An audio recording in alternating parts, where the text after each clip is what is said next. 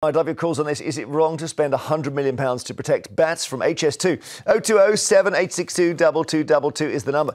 The HS2 chairman, Sir Jon Thompson, has spoken out against the massive cost of a 1 kilometre mesh structure built on the London to Birmingham route.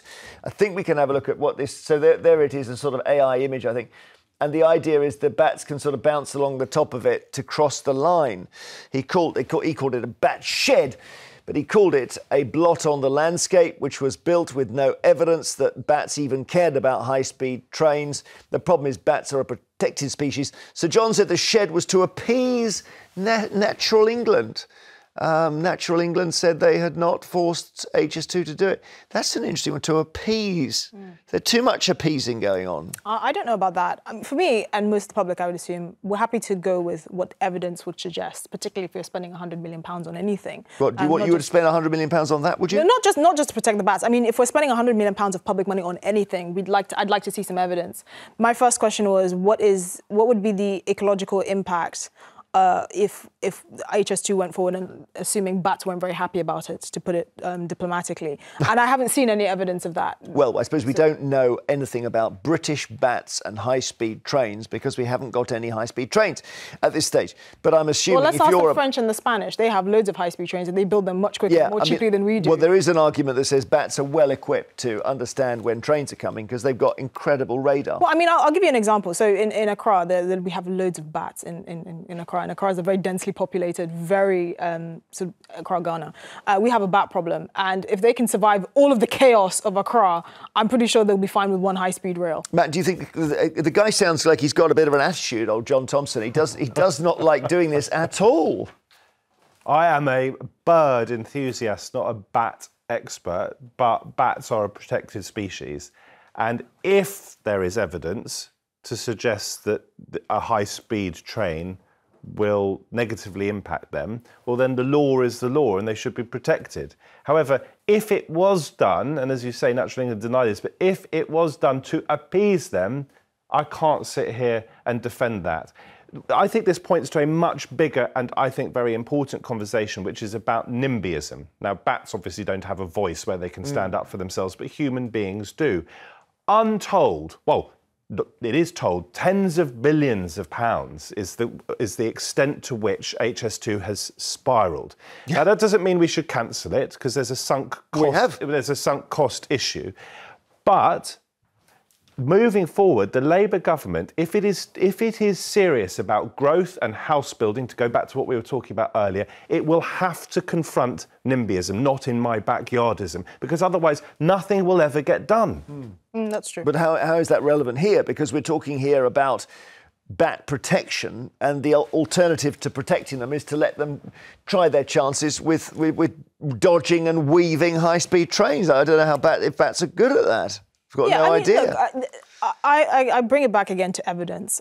Personally, I don't, because I haven't seen any evidence and I don't think I ever will, I don't really see why we should spend 100 million quid on basically a cage for a high-speed train. Like, bats fly in the air, they can just fly over. Well, that is the key thing. Why can't they fly It's not like over we're flying. Yeah. They don't live in hutches and they don't live in holes in the ground. It's not like we're digging But their into where they hearing live. is amazing. They will hear people actually getting their ticket out of a machine 5 miles away. I'm sure they also flee when they hear Taylor Swift concerts. Well, they have the benefit of wings. I hope, modest and humble enough to change my view on something, and you're being very persuasive here, Esther. And to my mind, we already have relatively high-speed trains. Yes, they get delayed, but you can get up to Edinburgh pretty quickly. And if bats can cope with those trains, then can't they cope with HS2? OK, we'd love some calls on this. 0207 862 2222. If you think that there's too much money to spend protecting bats, it is a sort of...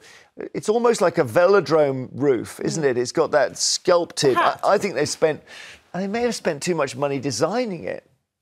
But what are those? Are those grooves for the bats to run up? It looks like a nightclub. And dual purpose. Get the cyclists in. Well, I don't know. I did read a story saying they cancelled all to save money. They stopped all the cross routes, so you can't cycle from one side of the line to the other. There is a serious point, though. It is, I think, critical that we do protect endangered species. That's not just bats. That's all sorts of wildlife. definitely including birds. We have Schedule 1 birds. It is a criminal offence, punishable by 6 months in prison if you disturb a Schedule 1 bird. What's a near Schedule its 1 nest. bird? Is that like a kite or something? It's a relatively endangered species, not a red kite, Jeremy. They're 2 a penny now, although they were endangered they were, in exactly. the 1980s. Now they're thriving. Yeah. And aren't we all the beneficiaries? No, well, I'm sure we are, yeah. But what about buzzards and birds? They're not endangered. What's an example of a Do schedule? we have buzzards in the UK? I'll give you an example. A firecrest. Yeah. And I was in Hampshire for a couple of days over the weekend, and I was told that they had firecrests in the trees by the lake, and I was desperate to see one for the first time, and I didn't. But they are protected, and you mustn't mess around with them during breeding season. Wouldn't do that, wouldn't dream of doing it. Susan on Facebook writes, let's just see this message. Right, HS2 has been mismanaged from the start. It's a huge white elephant which went ahead without taking into consideration the damage it would cost, not just to nature, but to people's homes and livelihoods who were unlucky enough to be victims of the route. Then there's something we got from Colleen who says, yes, it is necessary, the bat slide or whatever it is, bat bridge. We share this planet with other species. We must protect them. Keep your messages coming. We've got Wendy on the line. Hi, Wendy. Hello, it's so nice to speak to you. Oh, Wendy, bless you. What do you think of this? No, I'm against it. Not that I'm against the bats, but I think people come before bats. And when I come through London, I live in Redditch, Worcestershire. Oh, yeah. When I come through London and I see people sleeping rough, and yet they can spend that sort of money to protect the bats. So what? People come before bats, I believe. Well, you raise a very It's hard good... to disagree. Well, I don't know. So that's 100...